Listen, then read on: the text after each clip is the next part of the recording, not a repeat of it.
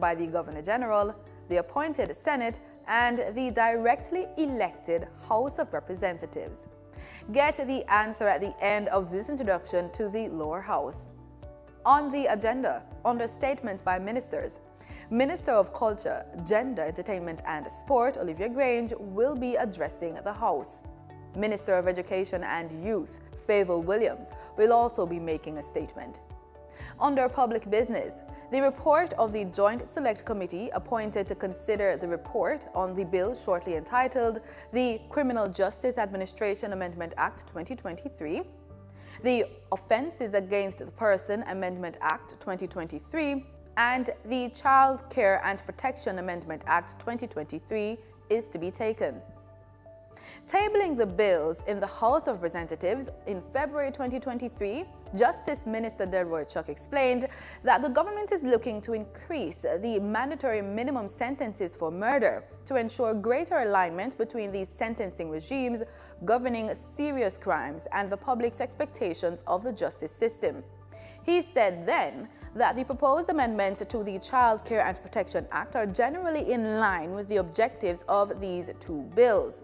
While watching or listening to this sitting's discussions, bear in mind that the specific proposals of the Criminal Justice Administration Amendment Bill seeks to amend Section 42F of the Criminal Justice Administration Act by increasing the term of years to be deemed as life imprisonment from 30 years to 50 years where the offense committed is murder. In terms of the Offences Against the Person Amendment Bill, it proposes that in Section 3, subsection 1b, the proposed amendment is to increase the mandatory minimum sentence of imprisonment from 15 to 45 years. In Section 3(1)(c), which deals with the eligibility of parole for capital murder, the proposal is to increase the mandatory minimum sentence to be served before being eligible for parole from 20 years to 50 years. Minister Chuck said for non-capital murder, where the sentence given is life imprisonment, the proposal is to increase the mandatory minimum sentence to be served before being eligible for parole from 15 years to 40 years. Members are also scheduled to discuss the report of the Integrity Commission Oversight Committee on its deliberations on the Integrity Commission's reports of investigations into concerns that employees of the Kingston and St. Andrew Metropolitan Corporation failed to submit their statutory declarations to the Commission for the years 2019, 2020, and 2021 is to be tabled. It should be noted that the agenda can be adjusted with items being added, removed, or replaced. If you are planning to attend a parliamentary session, here are some rules to keep in mind. No visitor shall create any act of disorder within the precincts of the House.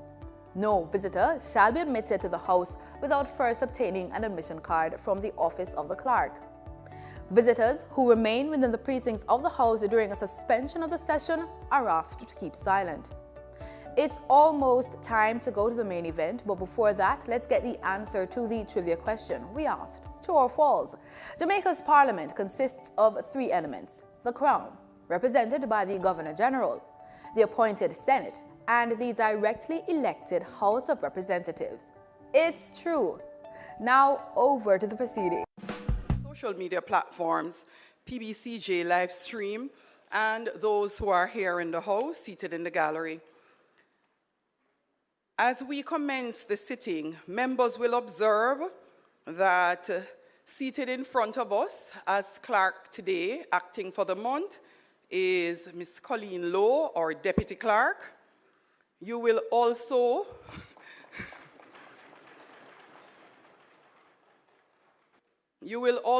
observe that we have two new faces in the chamber.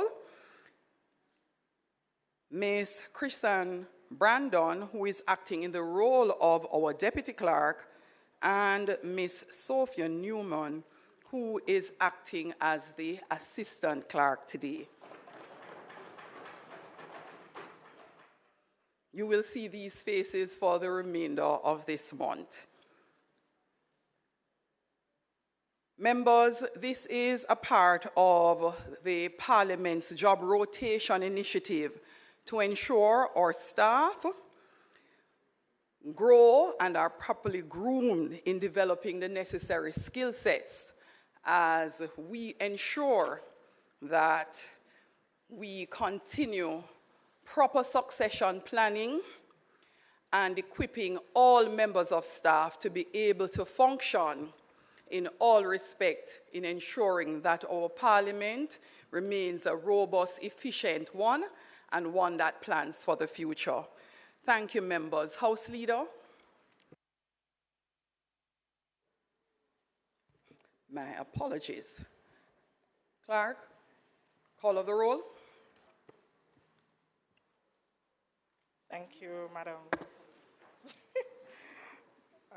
Mr. Clerk, Mr. Bartlett, Mr. Holness, Dr. Clark, Dr. Chang, Ms. Grange, Mrs. Williams, Mrs. Malahoo Fort, Dr. Tufton, Mr. Mackenzie, Mr. Chuck, Mr. Vaz, Mr. Charles Jr., Mr. Green, Mr. Warmington, Mr. Morgan, Mr. Hutchinson, Mr. Terrelong, Ms. Smith, Dr. Dunn, Mrs. Cuthbert Flynn, Mr. Main, Mr. Davis, Mr. Witter,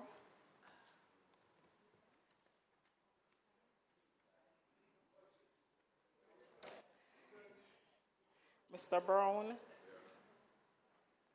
Dr. Brownberg, Dr. Charles, Mr. Chin,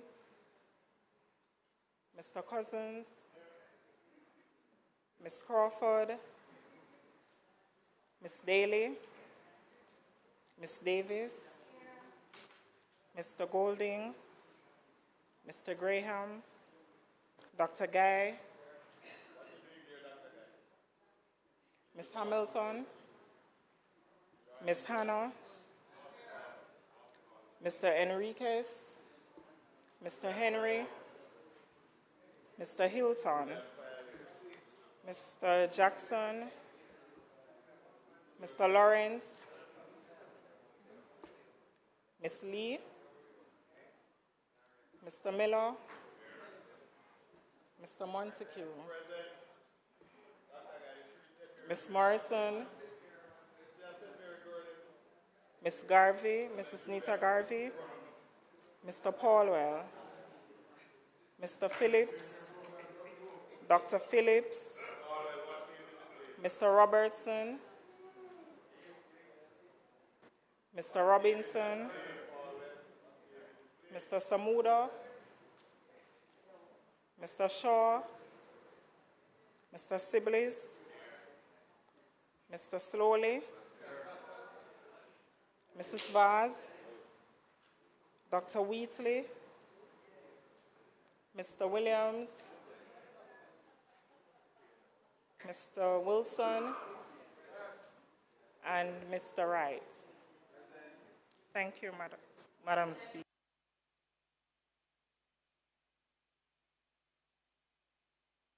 Sorry. My apologies, Mr. Warmington. Happy New Year. And Mr. Morgan.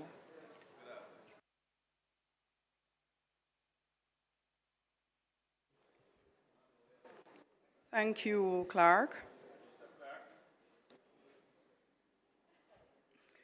House Leader.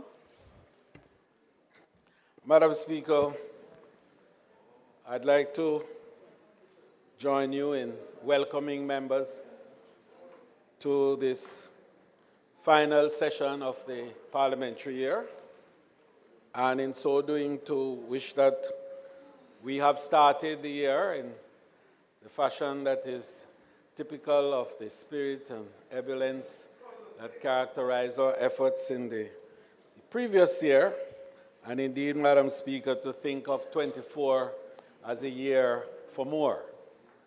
And in 24, the Parliament will do more, and we will achieve more on behalf of the people of Jamaica.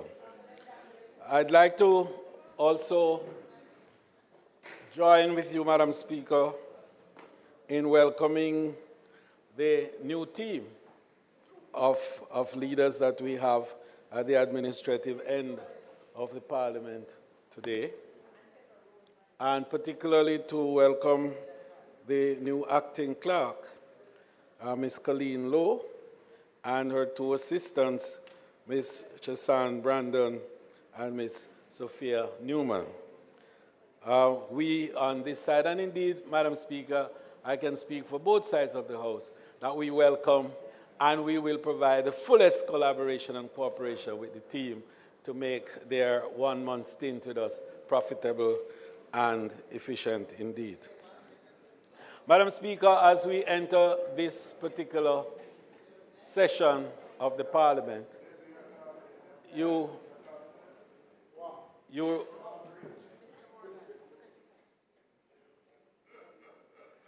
Madam Speaker, you know, the more that we spoke about is not more mischief or more interruptions, but more work.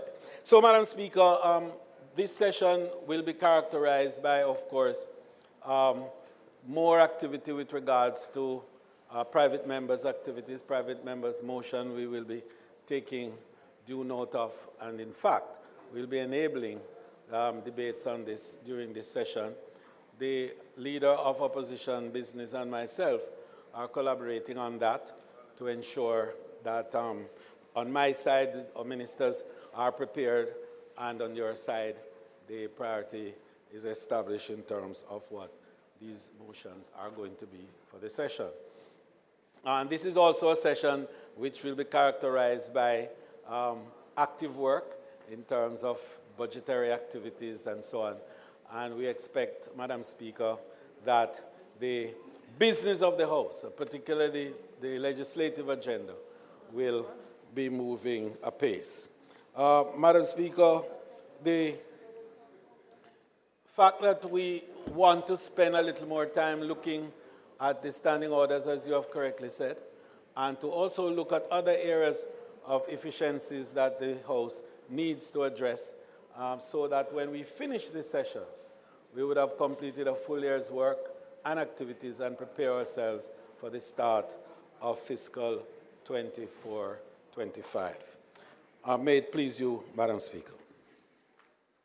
Thank you, House Leader. Leader of Opposition Business.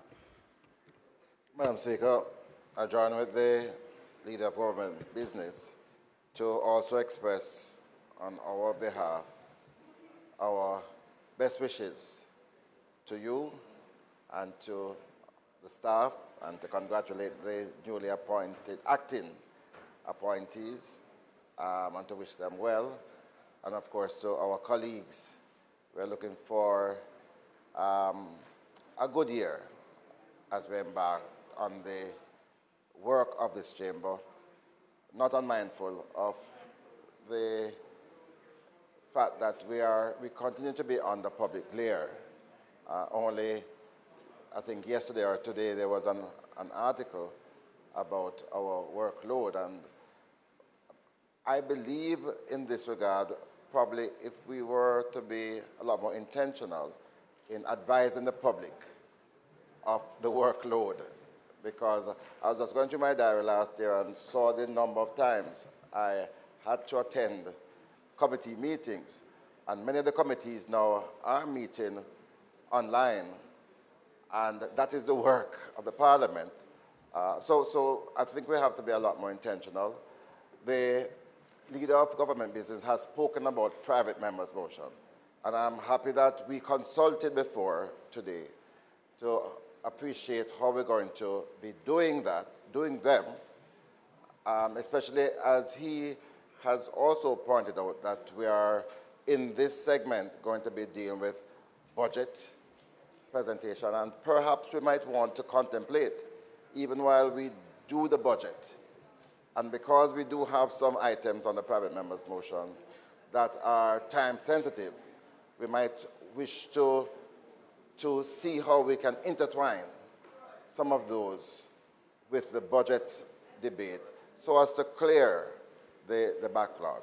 I really believe that we have an opportunity to deal with that. There's one in particular, by the way, Leader, that was tabled by the member from South St. Catherine. Now, I'm sorry I'm doing this to you because we should really have discussed it. It has to do with the whole banking system and so on.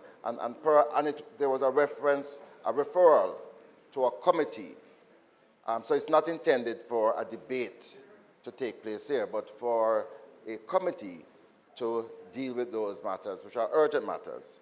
And I'm sure you would not want to prevent that from happening. And probably if not this week, we could look at taking it next week. But we will discuss it more fulsomely. So Madam Speaker, we're looking forward to an exciting, well, a productive session as we anticipate the work ahead. Thank you very much. Madam Speaker, I want to thank the opposition, leader of opposition business for the comments that he made, and particularly to assure him that as we have been collaborating to ensure the efficiencies of this House, we will continue so to do to enable the business of the people that are so critical to be carried through with ease, as much alacrity as is possible under the circumstances, bearing in mind also that there are some measures that have come which will require a little more detailed activity and involvement, especially from ministers, before we can properly take them, so that when the debates are over, we will achieve the objectives that are set. So, Madam Speaker, the business of the House today, I would implore you to proceed as per the agenda. And the first item on the agenda will be statement by ministers. And for today, there will be two statements. A statement from the Minister of Culture, Gender, Sports and Entertainment, and my very able Deputy House Leader, the Honorable Olivia Grange, OJ, and from the Minister of Education, the Honorable Fayval Williams, in that order. May it please you, Madam Speaker.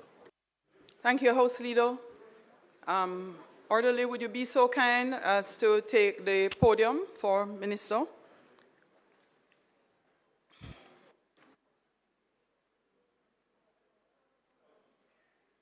Let us welcome members. This is the start of the year, and we have had a consistent lull of chatting and bickering for the entire session since we began. Members, let us welcome to her feet Minister of Culture, Gender, Entertainment and Sports, member for St. Catherine Central. Thank you, Madam Speaker. I want to wish my colleagues, Madam Speaker, and you all the best for 2024. It will be a great year for us. Well, if it is, applaud. It's going to be a great year for you. So, Madam Speaker, I rise today proudly to tell you and the nation that you will recall that this Honorable House and the Senate approved amendments to the Domestic Violence Act in December. I report today that His Excellency the Governor General has given assent to the Domestic Violence Amendment Act 2023, and that it is my intention to bring the law as amended into effect on Monday, January the 2nd. Next. 22nd.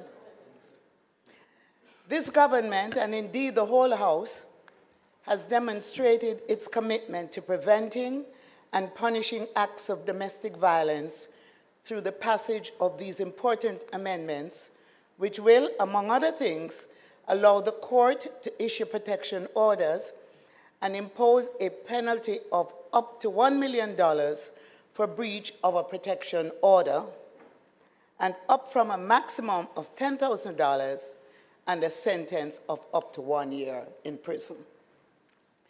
The protection orders are intended to guard against an array of potential harm, from harassment to property damage. And it is right with the passage of time that we now apply a more appropriate penalty that will serve as a deterrent to this very serious crime. The new law, Madam Speaker, will also increase the categories of persons who can make an application for a protection order, including the spouse or parent of an individual in respect of whom the conduct has been made or is likely to be made. The children advocate will also now be able to apply for a protection order where the alleged conduct is threatened against a child. Additionally, Madam Speaker, the amended legislation will allow the Minister for Gender Affairs to flexibly amend monetary penalties. Madam Speaker, let the word go out from here that we are serious about dealing with domestic abuse. A new day has come for protecting victims and increasing the punishment for perpetrators of domestic abuse. Domestic abuse is not inevitable. It doesn't have to happen. There is no excuse for abuse. And we can end the abuse. The amendment of our legislation is part of our effort to end the abuse. And I'm saying to all women out there, and men, don't be afraid. There is protection for you.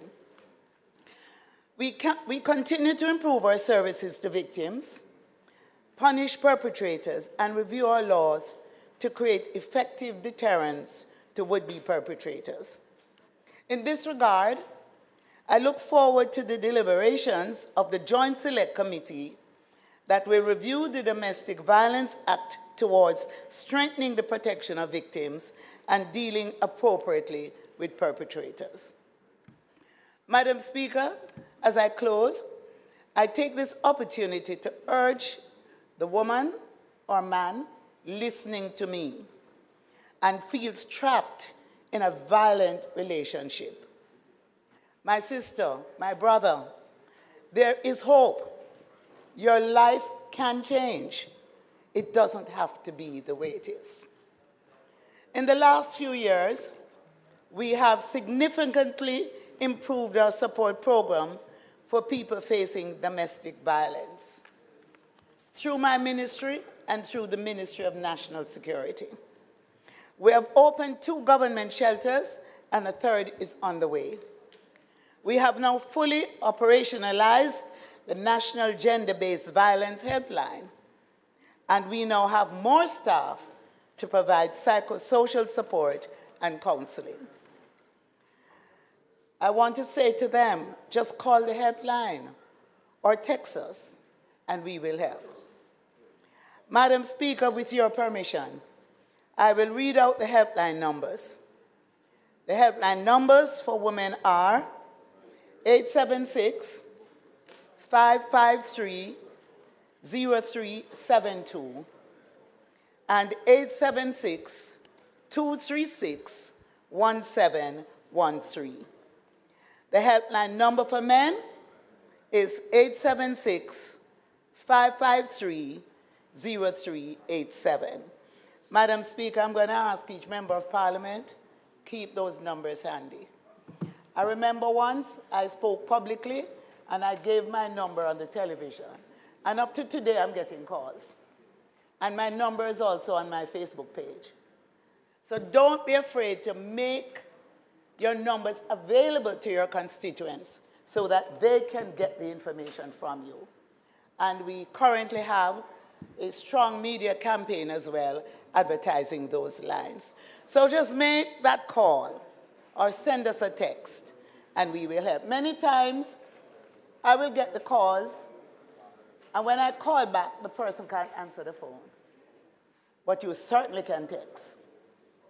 And so, Madam Speaker, I'm really happy that we're able now to have the amendments effective.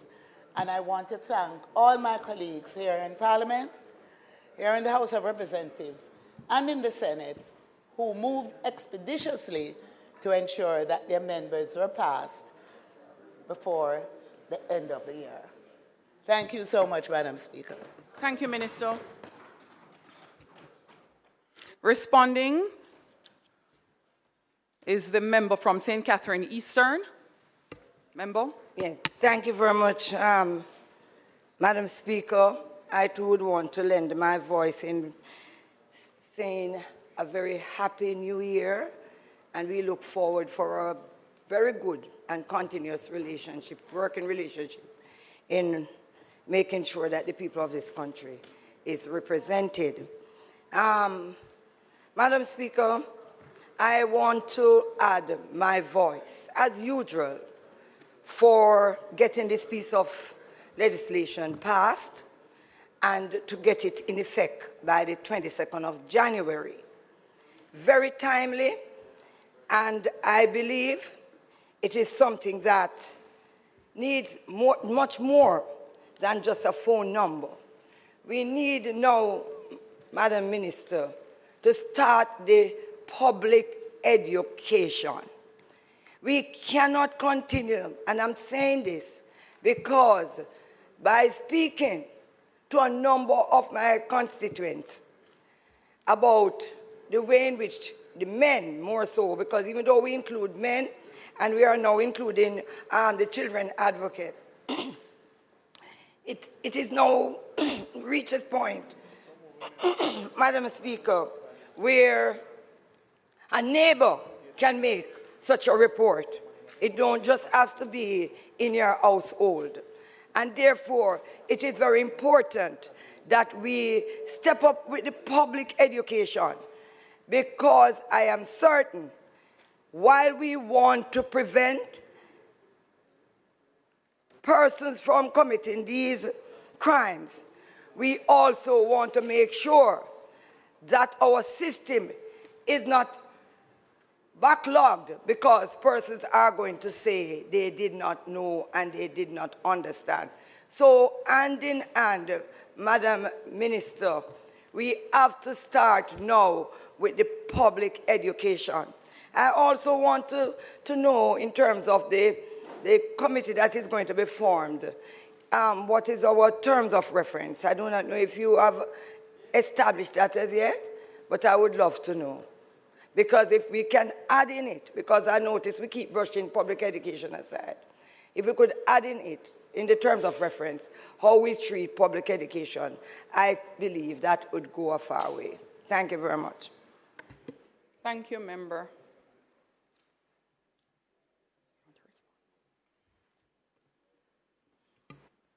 Madam Speaker, I just want to indicate to the House and my counterpart, who shadows gender matters, that the public education program has started, and it's going to be further expanded.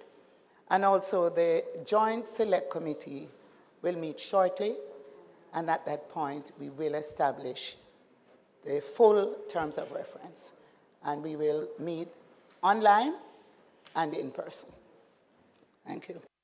Thank you, Minister. Next to her feet will be the Minister of Education and Youth, the member from St. Andrew Eastern.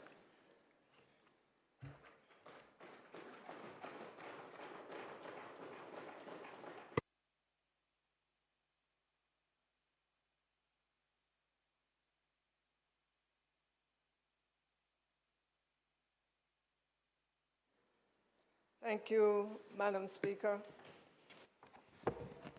Let me also wish my colleagues Happy New Year and a prosperous one.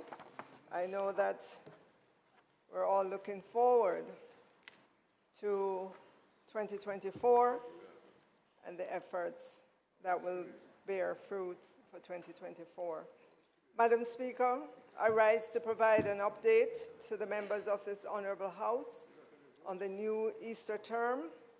As you know, it's the second term of the 2023-24 academic year, and it began on January 1, 2024, and runs until April 30th of 2024.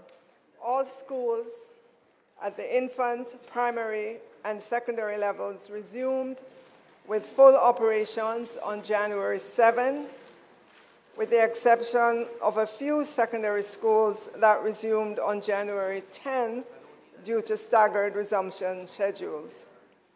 Madam Speaker, allow me to express my heartfelt condolences to the families, schools, and communities that have lost students, teachers, and staff members. These losses are devastating, and they shake the foundation of our education sector. But let me share, Madam Speaker, that members of the Ministry of Education and Youth, Guidance and Counseling units have been offering grief support to the schools and families, as is customary. Madam Speaker, this term will see intense preparation for exit and external exams that include the Primary Exit Profile, PEP, Caribbean Secondary Education Certificate, CSEC, City and Guilds, National Council on Technical and Vocational Education and Training, NCT-VET, and Caribbean Advanced Proficiency Education, CAPE exams. The dates for these exams are set and schools have been made aware. On the matter of school safety and security, Madam Speaker, as you know, the safety and security of our students and staff in schools continue to be a priority.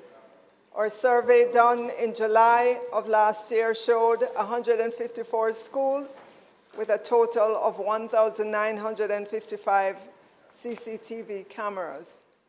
We're preparing the procurement to enable system-wide installations and coordination of security cameras across the education system.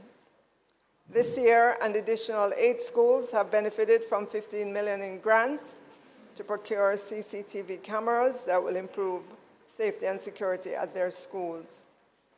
Madam Speaker, we're ramping up restorative justice practice in schools, along with conflict resolution in collaboration with the Ministry of Justice, my colleague minister sitting right here. Approximately 3,600 students across 120 schools will benefit from this training.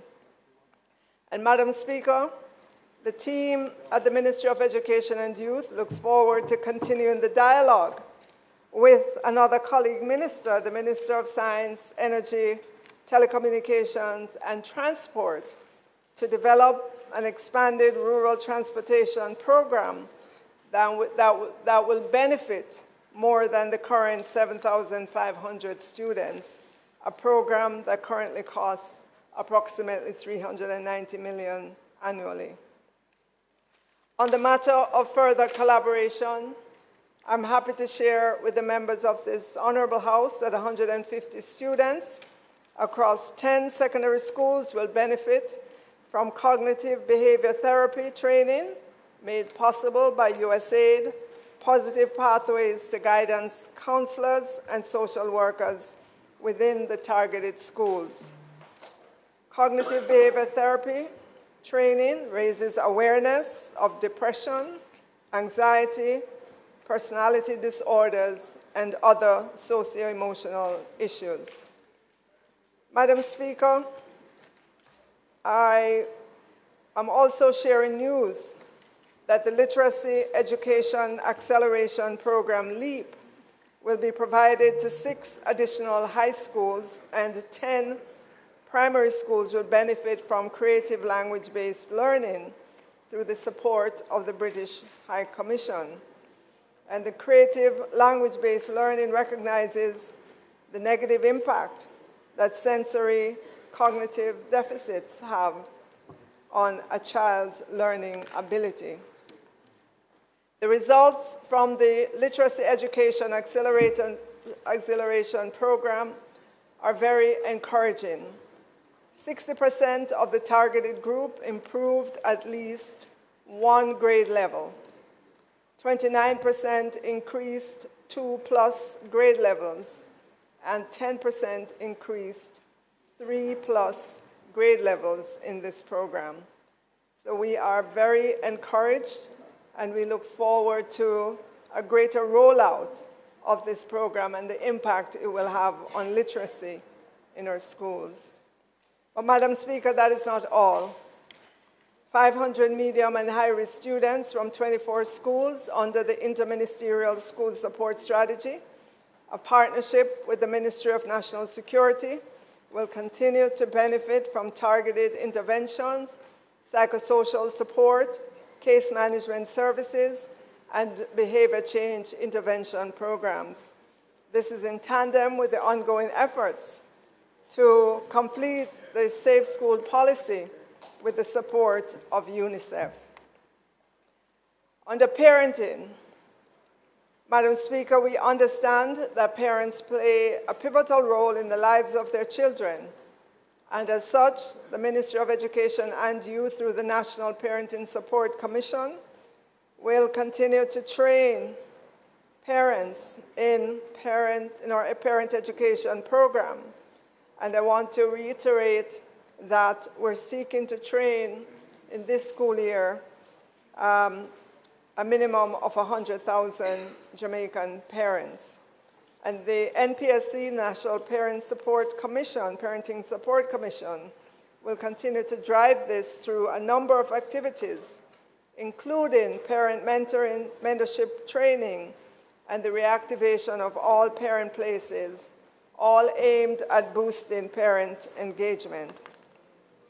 Madam Speaker, educators are the profession that makes all other professions possible. And so we continue to invest in our educators. The nation's teachers and principals at the early childhood, primary, and secondary levels will continue to upskill themselves in numerous professional development opportunities through the National College for Educational Leadership, NCEL, and the Jamaica Teaching Council, JTC. I'm pleased to share that all remaining teachers and lecturers are expected to receive their laptops this term. There will be more smart/electronic whiteboards, more multimedia projectors, and more computer labs in primary and secondary schools that will serve as the basis for the development of critical skills for the digital age. Madam Speaker, ICT is a major pillar as we transform education for national development. I was delighted to learn recently from Honorable Dana Morris-Dixon of the results of a psychometric assessment of those students who registered for the LIFT program. In the area of digital literacy, simulation, and verbal reasoning, the averages were 82% and 79% respectively. Thank you, whoever did that. I believe in the value that teachers bring to our schools and communities, and this is evidenced in my recent Teacher Tuesday feature on social media that seeks to highlight the good work being done in schools across Jamaica by phenomenal educators, and I want to say congratulations to all of them. Under infrastructure and connectivity, Madam Speaker, we will continue the work to have all our schools connected with broadband internet. To date, Madam Speaker and colleagues, we have 663 schools connected to the broadband internet. And we will be getting to more infant schools, primary schools, and secondary schools this term. Thank you to one of our important partners, Digicel, who has set up smart rooms in 11 primary schools and has committed to another 10 in this upcoming financial year. On infrastructure, Madam Speaker, this government is proud of its record of de-shifting schools across Jamaica. Since 2019, we have de-shifted Friendship Primary in St. Catherine, Albert Town High School in Trelawney, Exchange All Age in St. Anne, Cedric Titus High School in Trelawney, Marley Mount Primary in St. Catherine, Black River High School in St. Elizabeth, Grange Hill Primary in Westmoreland, and in construction is Bridgeport High School in St. Catherine. We're expected to open it. We're expected to de-shift them September 2024. And construction will begin in June of this year so we can de-shift Jonathan Grant High School in St. Catherine. And the work continues, Madam Speaker, the work continues to de-shift all the schools that are on the shift currently, and there are some 30. Yes, Lacovia is, yes, they are coming up. Yes, yes. Madam Speaker, I take this opportunity to remind members that while January is Earthquake Awareness Month, tomorrow will be observed as Earthquake Awareness Day for schools. All schools, as per directives from the Ministry of Education and Youth, in partnership with the Office of Disaster Preparedness and Emergency Management, ODPEM, are encouraged to conduct earthquake safety drills. Madam Speaker and members of this honorable House, let us remember to drop, cover, and hold on when necessary. Minister. In closing, Madam Speaker, education is trending as we showcase the work being done in the sector to implement the 365 recommendations across the 7 pillars as outlined in the Jamaica Education Transformation Commission report, otherwise known as the Orlando Patterson-led report. Thank you for your time and attention. May God bless all of us as we continue to do the work for our beloved country, Jamaica.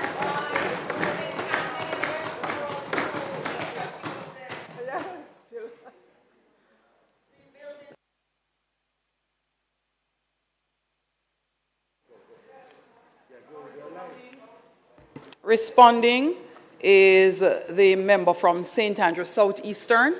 Thank you. Thank you, Madam Speaker. And I join my colleagues in wishing you all the best for 2024.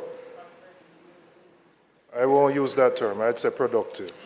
Minister, in relation to the Education Transformation Report, one of my disappointments has been that the House itself has not been privy to a full debate on the recommendations, and I would encourage you on a quarterly basis to bring a full list of where we are with the implementation of the recommendations.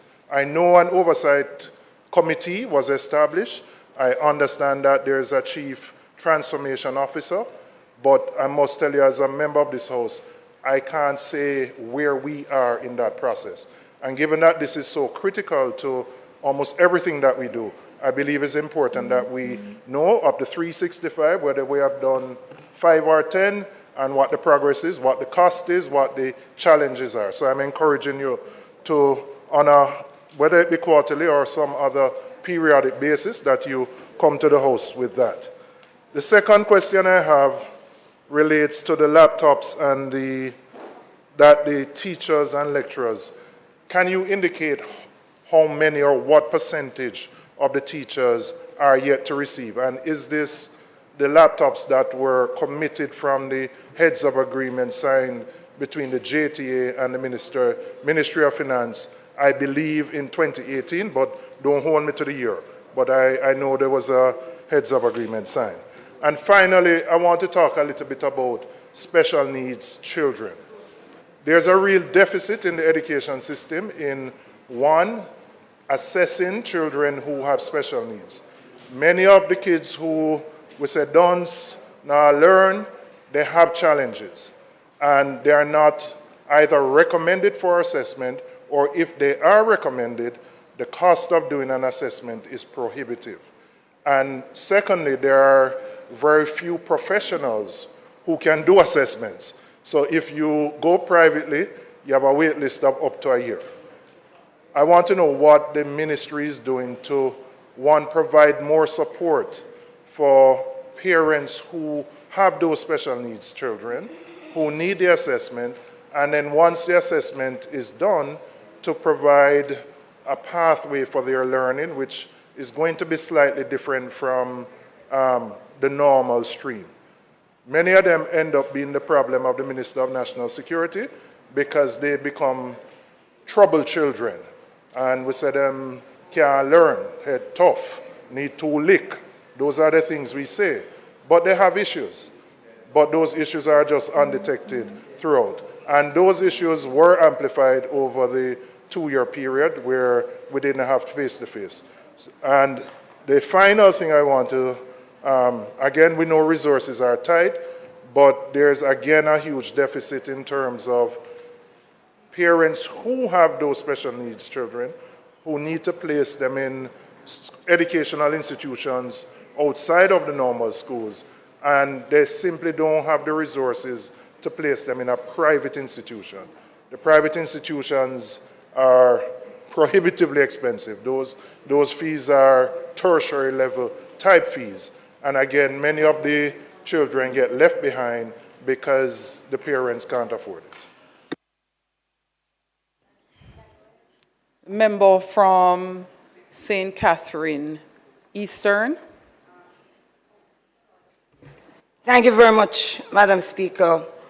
Madam Minister, I have some concerns in the direction that Member from St. Catherine Eastern, yes. You are required to ask the questions. Thank you very much. Madam Minister, can you say what mechanism are you using to determine for those who you have now on your list to be getting special treatment in terms of psychiatric treatment and other treatments in the school? Do you have, can you say whether or not you have a register, or how do you go about identifying these students? Minister, turn your mic on. Sure. All right, thank you for the questions, members. In terms of implementation of the recommendations and updating Parliament, I have no problems doing that because we do have an oversight committee that reports to the nation as well, so there's information that can be brought to Parliament. The report was actually tabled in Parliament, and we can move to bring that to the floor to debate it and so on. So I have no problems with the updates, giving updates to Parliament.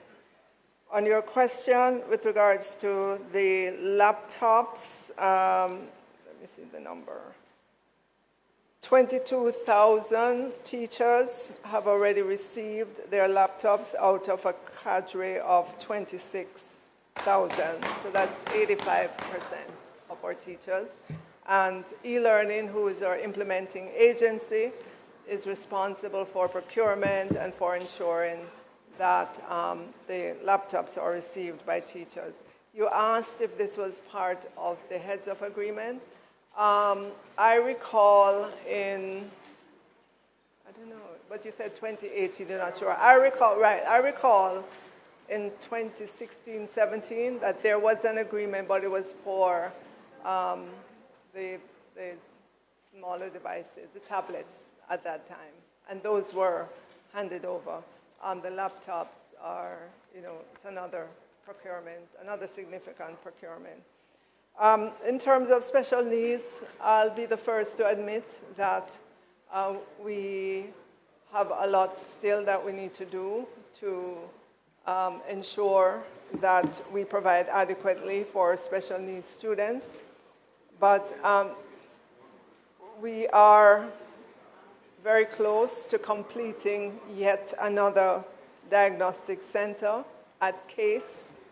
So the eastern end of the island will have one. You know, there's already one in Montego Bay, middle of the island, and so forth. I agree with you in terms of the waiting time, and so we have to create more capacity for this to happen. We do provide some financial resources to those who have to access private care. And we do place special needs students with private providers as well. We have a roster of entities that provide special needs services for our students. Psychiatric treatment, what was that? Do we have enough? You're saying, do we have, how do we determine? If I register.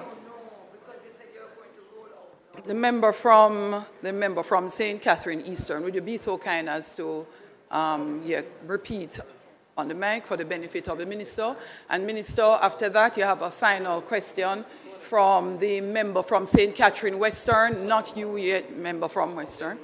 You have a follow-up, and then a follow-up question from the member from St. Andrew Southeast. And Minister, that closes the statement by Minister. So would you be so kind, Ministers, to take the notes and then have the members complete their questions and you wrap up in responding. Minister, could you also be mindful that the responses need to be efficient and not long-winded? Thank you. Member from St. Catherine Eastern first.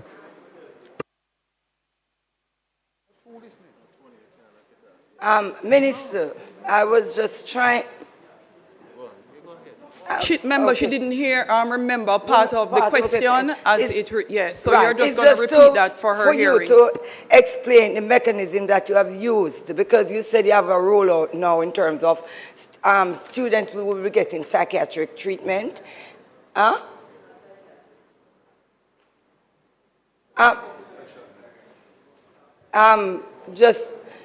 You have students now who will be getting counseling.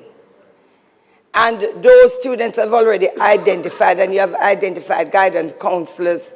I'm just asking you, what mechanism are you using to identify these students so that you know exactly if those who are getting the treatment are really deserving of it? Minister, hold on. Member from St. Andrew Western next.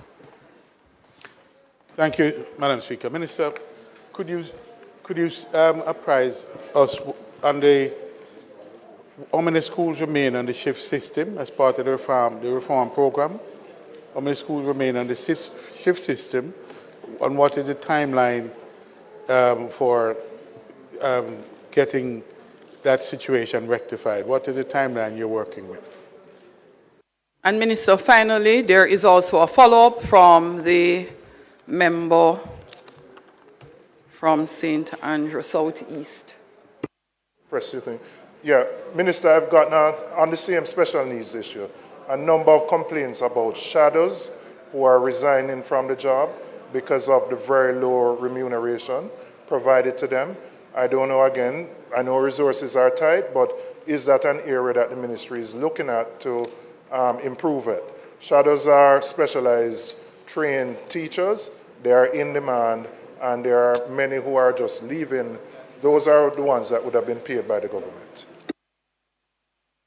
Thank you, Member. Minister, turn your mic. Thank you, Madam Speaker.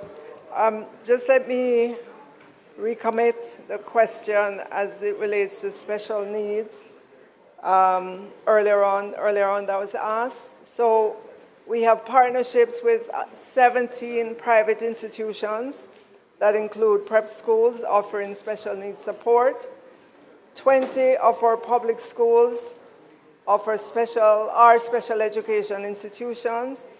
We have assessment centers at Sam Sharp, Michael, Church, and Case to come online. Our special needs assessors they have degrees in education, psychology, clinical psychology, they're diagnosticians, and we have our regional team to support special needs assessment and placement of students. And in terms of the register of students, how do we determine our counselors and social workers make the referrals of the students? And as to the question about how many schools are on the shift system, 30.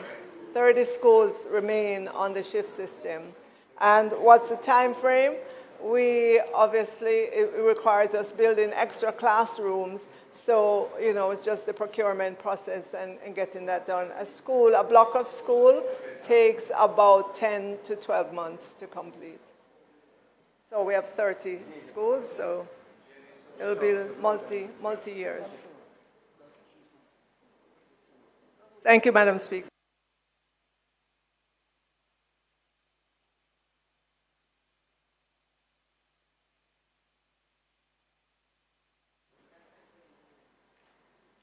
We have approximately 500 shadows in the system.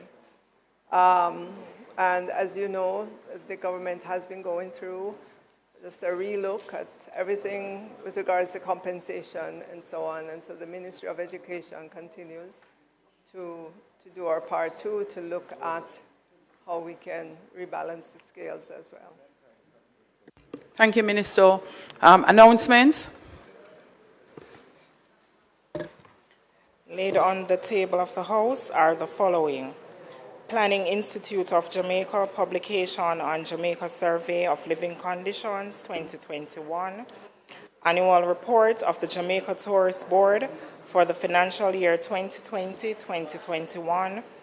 Annual report of the Office of the Public Defender for the years 2019, 2020, and 2021. Annual report of the Auditor General's Department for the financial year 2022-2023, annual report and audited financial statements of the General Legal Counsel for the financial year 2022-2023, along with its related Ministry Paper numbered 01 of 2024, Ministry Paper numbers 02 and 03 of 2024, entitled Certified Appropriation Accounts, Head 0500 Recurrent, Auditor General's Departments for the financial years 2021, 2022, and 2022-2023, respectively. Report on the Appropriation Accounts, Head 0500 Recurrent, Auditor General's Department 2021, 2022, and 2022-2023.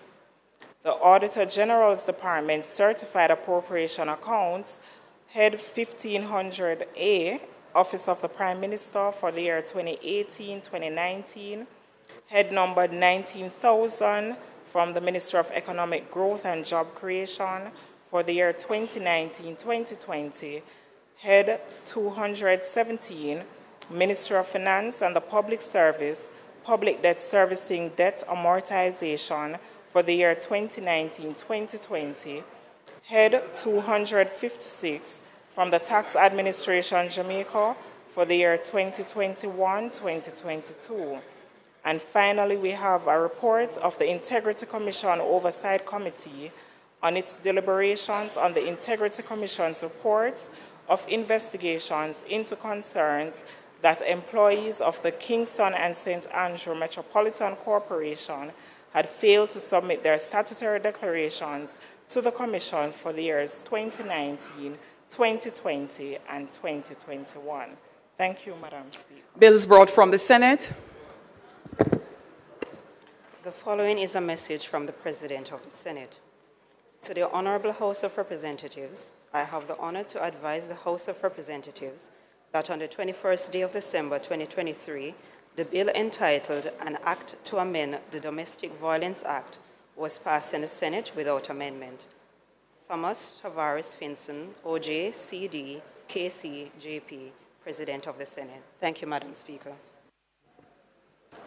Thank you. Petitions, papers, reports from committees.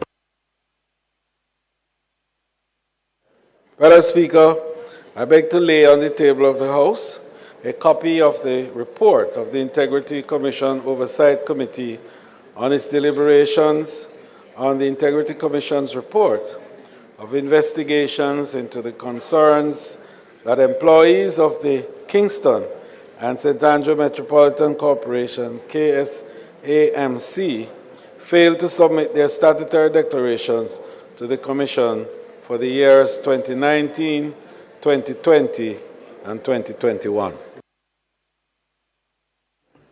Thank you. Notices of motions given orally. Questions and answers to questions.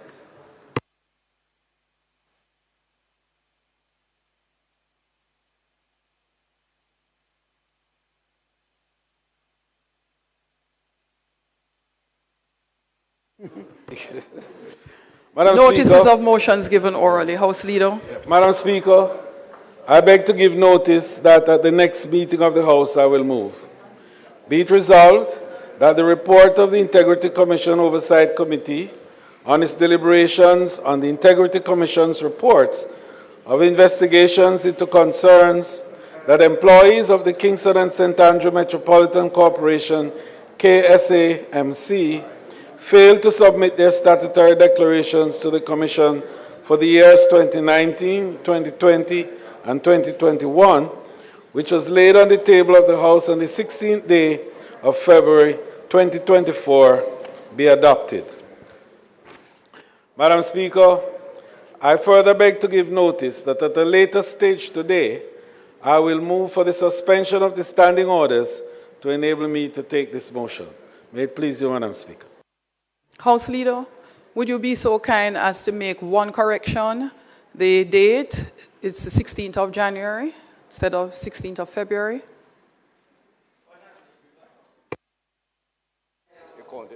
Madam Speaker, the 16th of January, as is stated.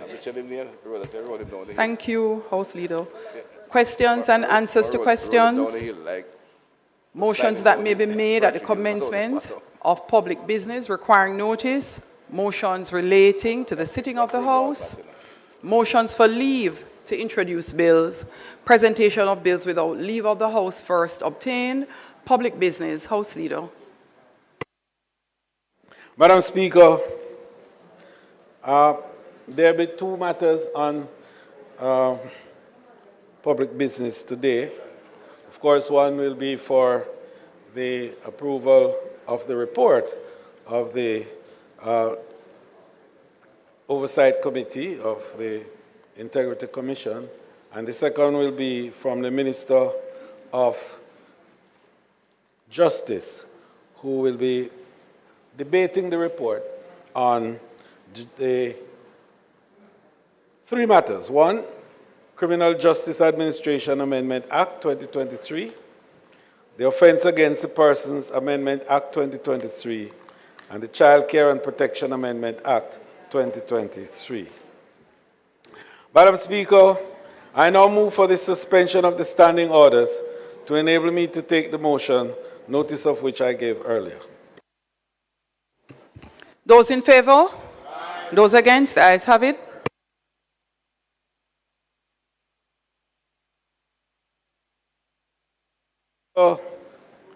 The report having been tabled in the House would require that members, of course, would have read the report and would, in fact, recognize that, indeed, your committee reviewed the reports from the Integrity Commission and found them to be in order and consequently has approved all the reports and have submitted it, and at this time would ask that the House gives favorable consideration to the approval of the reports as presented. May it please you, Madam Speaker.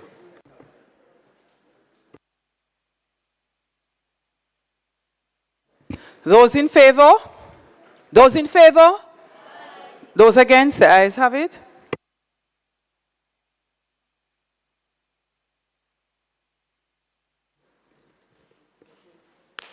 Podium, please.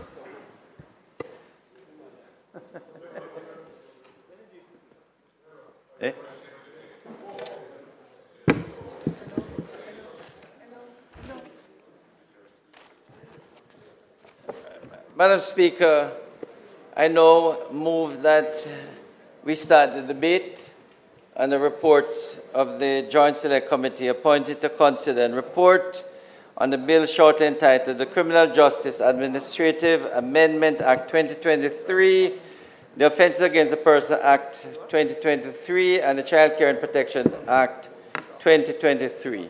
Madam Speaker, I will open the debate and I will suspend immediately after opening, because apart from, I think, Madam Speaker, this is such an important matter that not only will I allow members additional time to look at the report, but also to allow as many members as possible who would like to participate to do so, and they can continue to do so next week.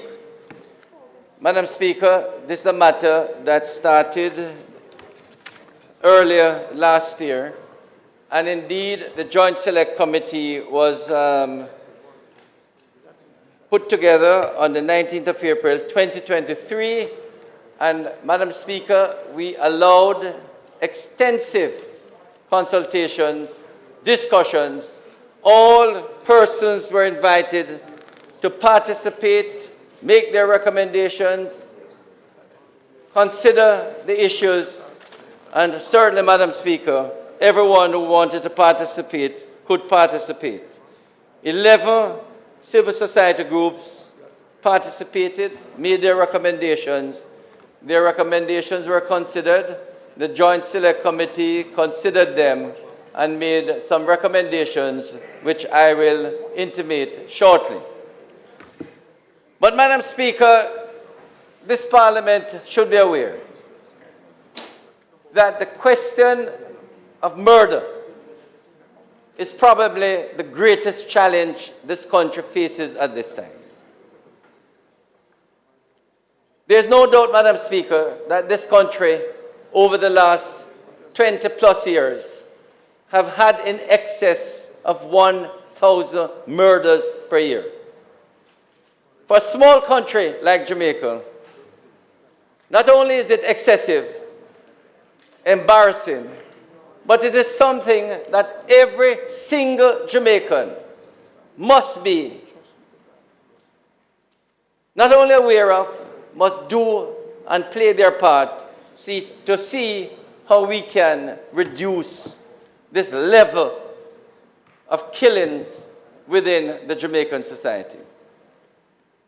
Madam Speaker, our country could move forward much faster, but for crime and especially violence. When I travel abroad, Madam Speaker, there are many Jamaicans who would like to return to live and retire in this country, but for crime and violence. And Madam Speaker, we as a Parliament must do everything in our powers to see how we can control the behavior of our people to reduce murders to tolerable level. Madam Speaker, when you have a country like Singapore, almost twice the population, and when they have 20 and 22, 25 murders per year, it is an emergency. If we could have that per week, we would be, be happy. Not happy, but per month, even per month. But even per week, it would be tolerable. And Madam Speaker, Singapore, with a population of over 5 million, almost twice our population. Per year, it is just in the 20s. Madam Speaker, it is quite clear to me that we have to use all the measures necessary, all the strategies to keep murder, killings, violence, criminality, all crimes, Madam Speaker, under control. So, Madam Speaker, the penalties that we considered under these bills, proposed amendments, we know that they by themselves cannot solve the problems. But the increased measures, the proposed penalties, are intended, Madam Speaker, to send the signal that those who take life, those who contemplate taking life, must appreciate that if they do, and they are caught and apprehended, that they will not have, or should I put it positively, they will remain in custody for a very, very long time. In other words, Madam Speaker, it cannot be that those who contemplate and take life feel that they can avoid a long term of imprisonment. And there's no doubt, Madam Speaker, the intention of these amendments is to ensure that those who take life, that they get their just deserts. Madam Speaker, it is true that in the past, a conviction for murder was the death penalty.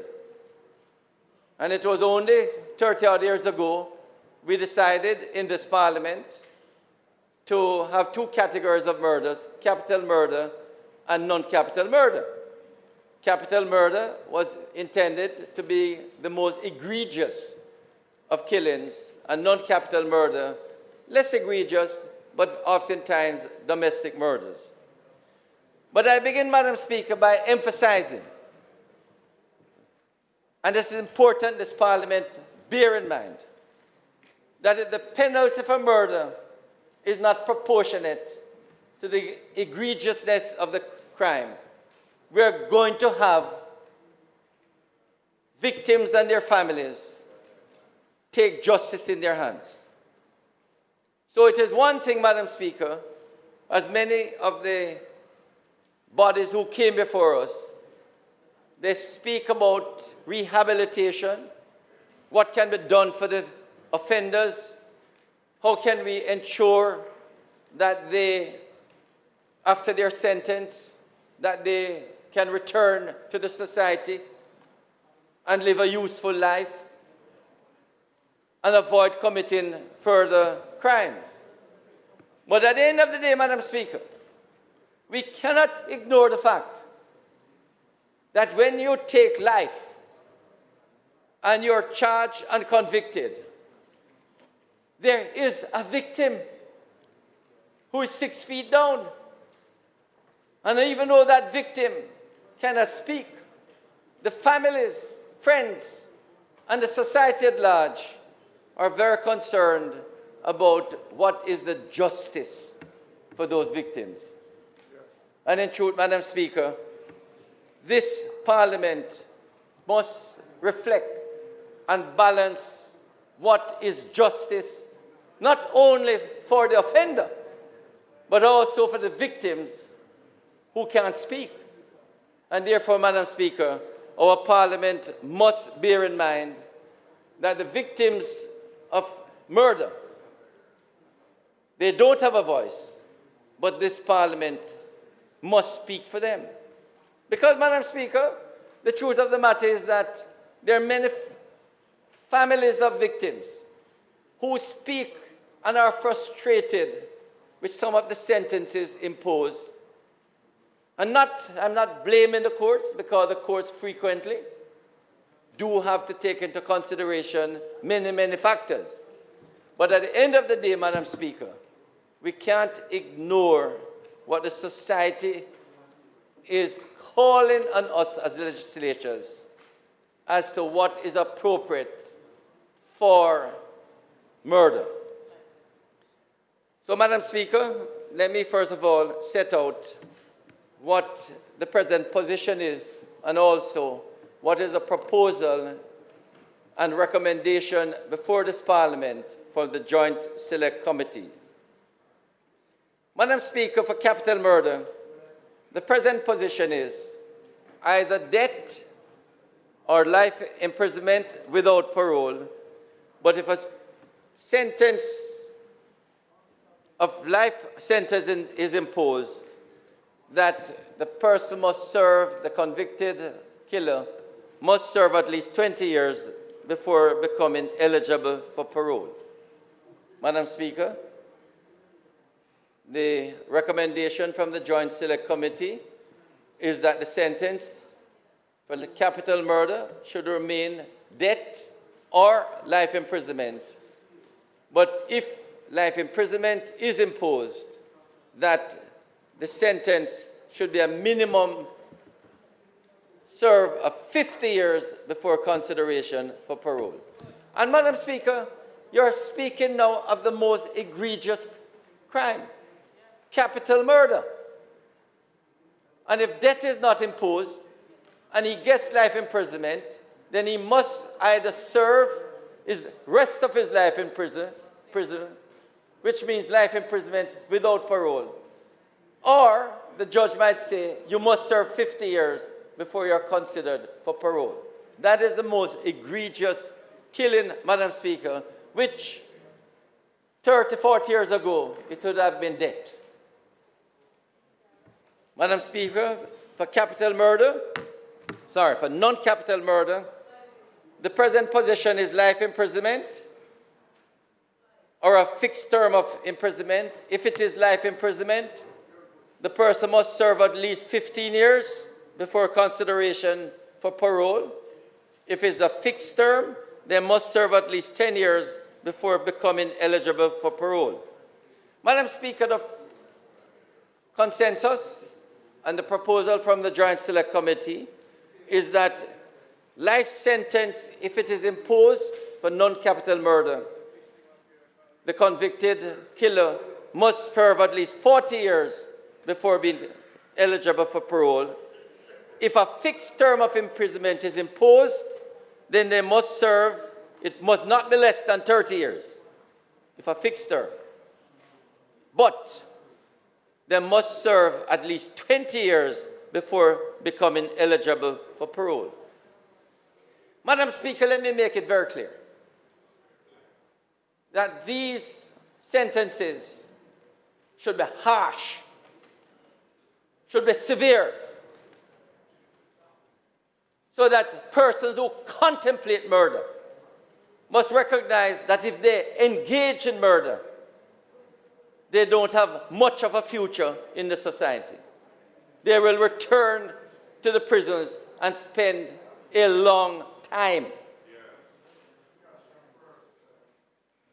And that is, I accept, when we catch them. And hopefully more will be caught, especially with technology and forensics. But I want to say, Madam Speaker, there are many cases,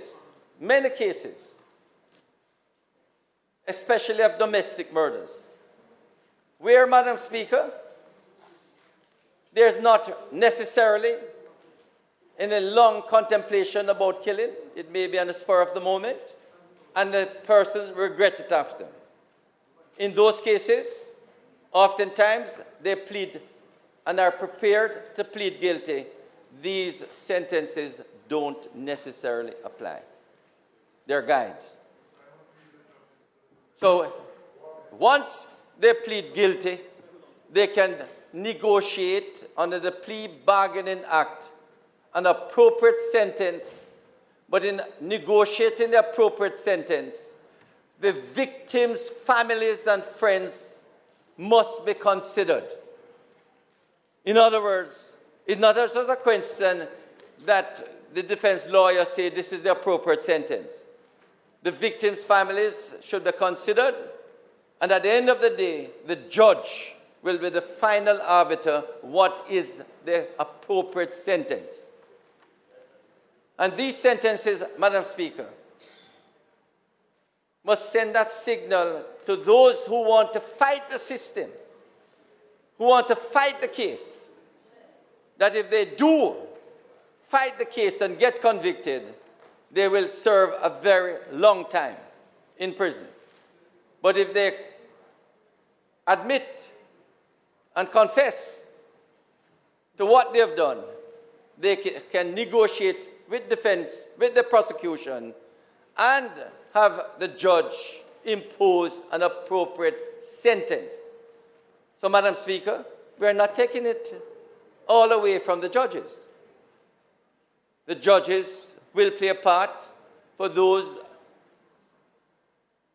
convicts who plead guilty, and an appropriate sentence can be adjudicated by the defense counsel, the prosecution, and sanctioned by the judge. Madam Speaker, let me make it clear, because people oftentimes say that we are taking away the sentence from the judges. Truth of the matter,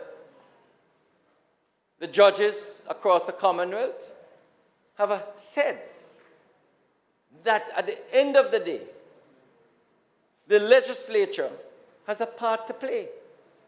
It is the legislature who respond to the passions, who respond to the complaints, who respond to the various arguments and conflicts within the society. It is the executive, it is the legislature that have to respond to the spiraling criminality within our society.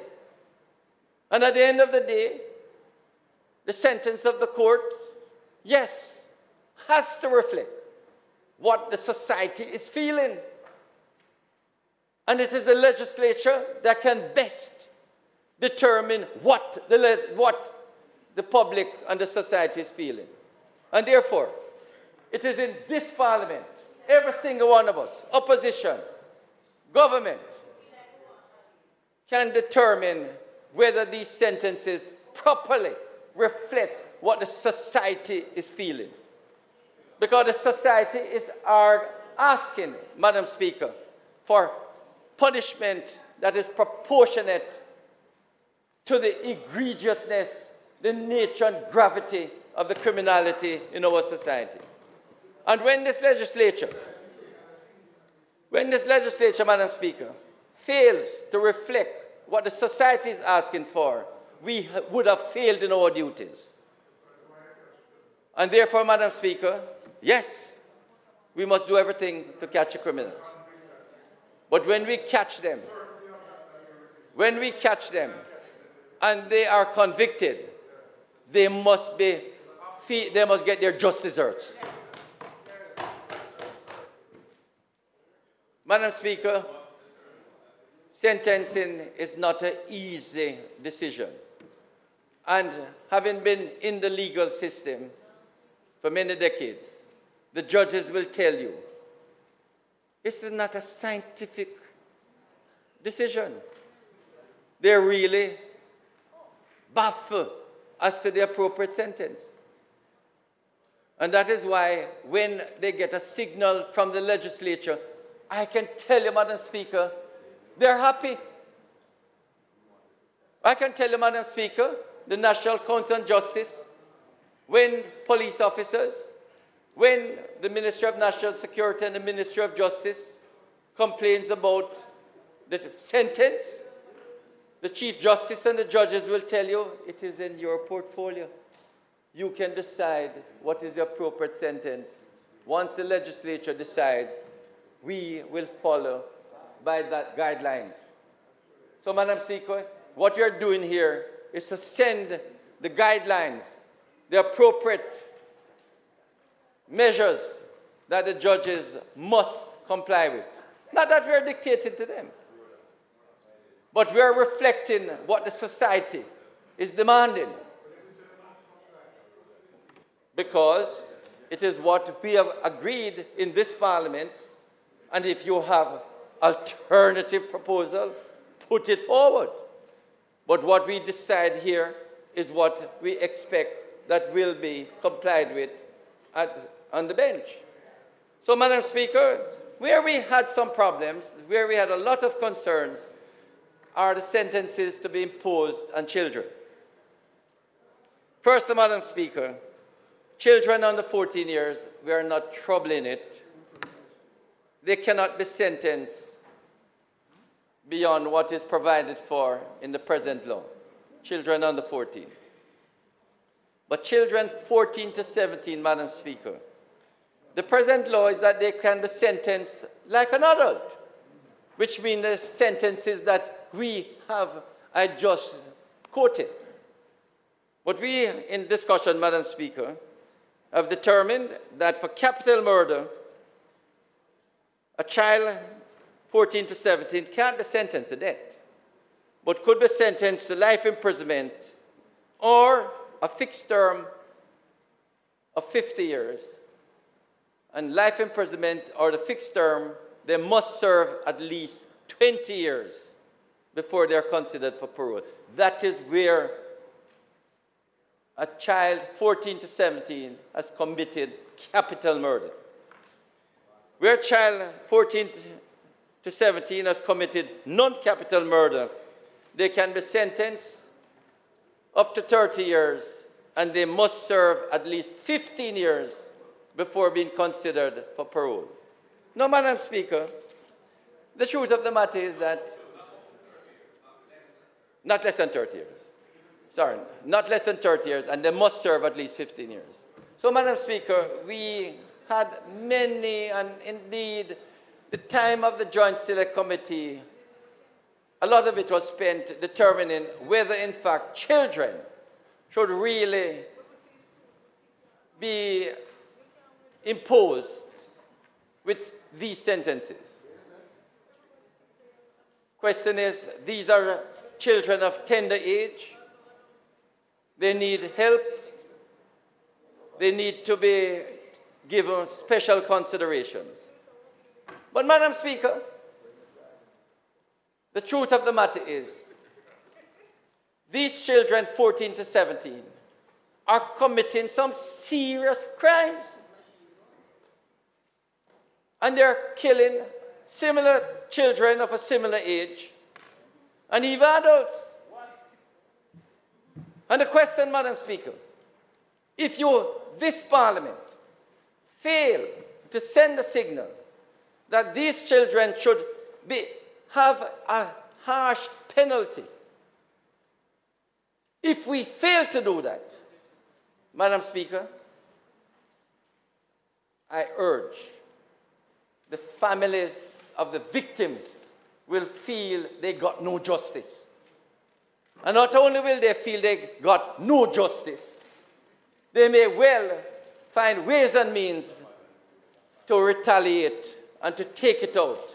So, Madam Speaker, these sentences where we say that even though these children are of tender age, they must serve at least 15 or 20 years, is to send the right signal not only to the offender and the offender's families, but also to the victims' families, that justice is being done.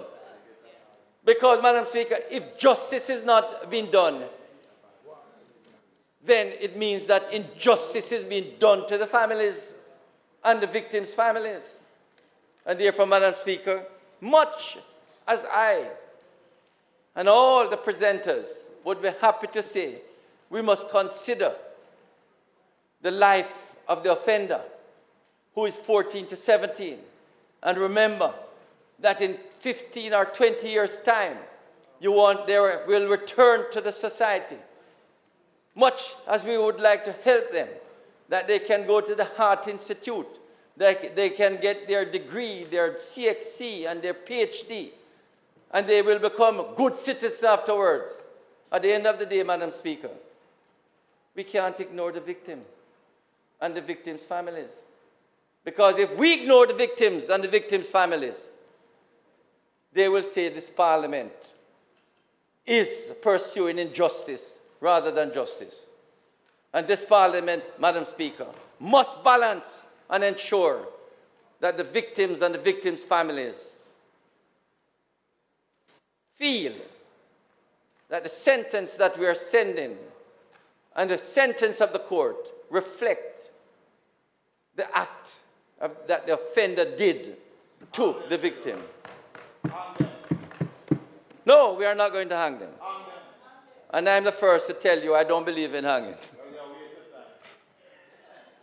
But, Madam Speaker, we cannot just knock young offenders 14 to 17 on their wrist.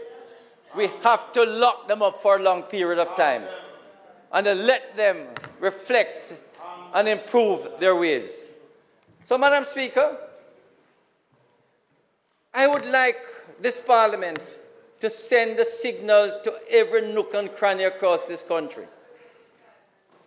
that we are intolerant of murders. Yes, we are. And if this Parliament is not prepared to do justice to the victims, that the victims' families will take it out on the streets. And that is why we have so many cases of reprisal, retaliation, and revenge. It is a significant proportion of the murders that are committed in this country.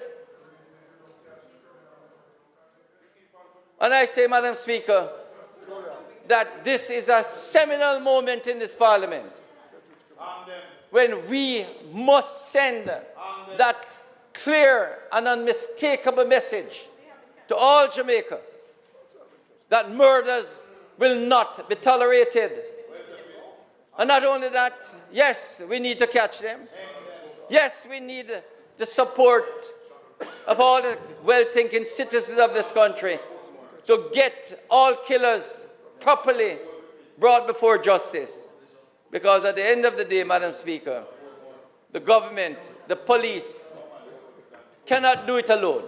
We need the help of our citizens to ensure that all killers are brought to justice.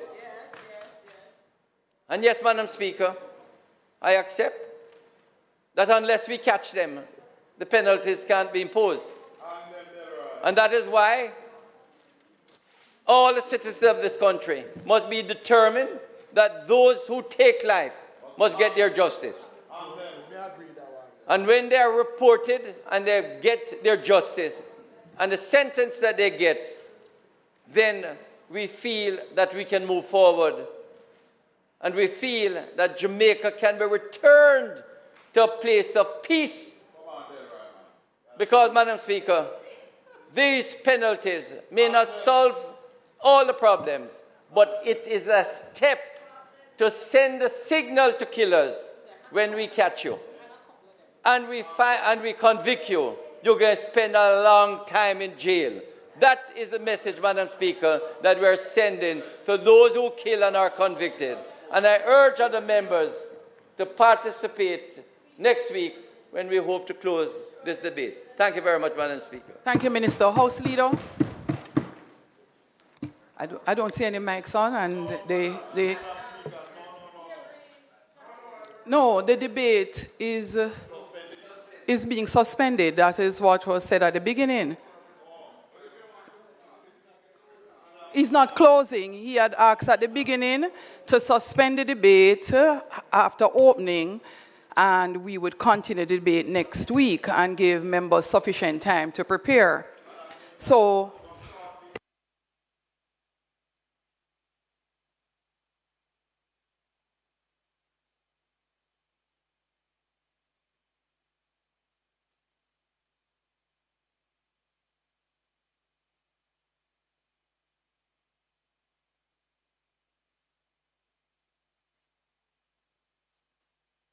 Member, House Leader will speak to you after.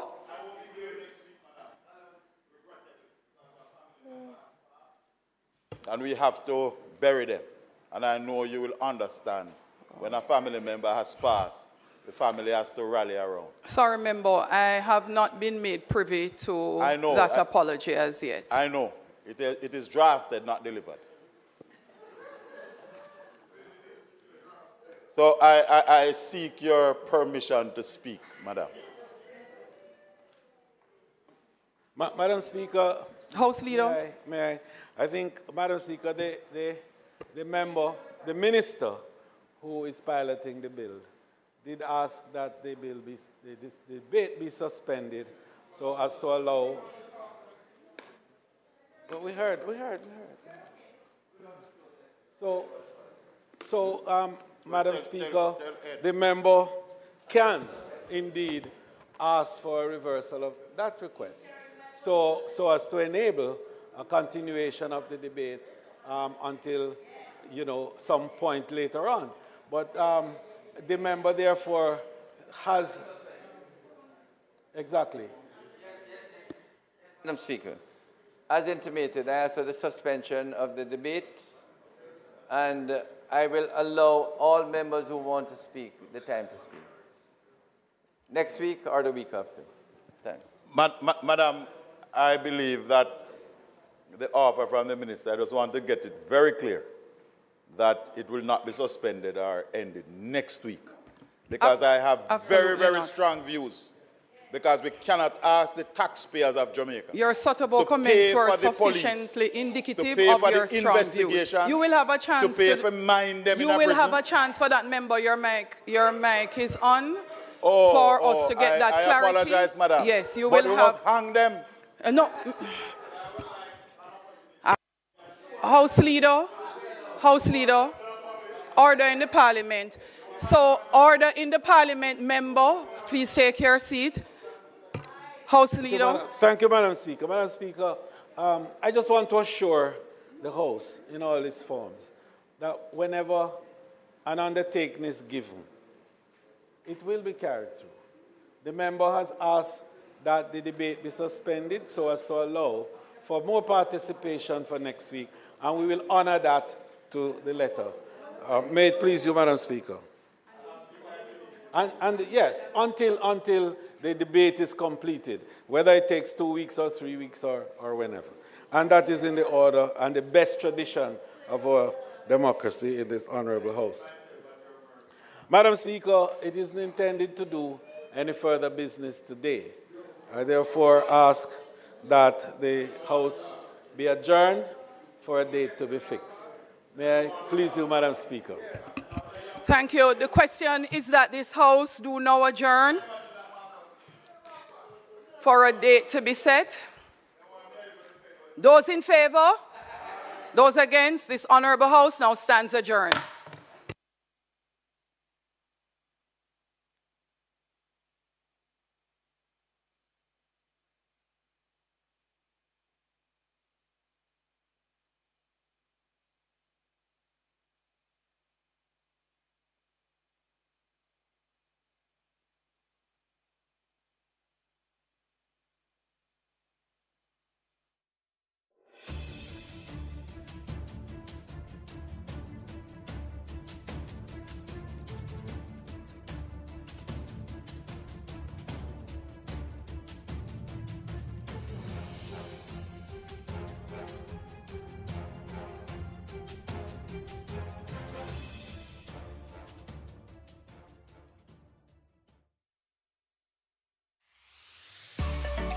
Traveling to Jamaica?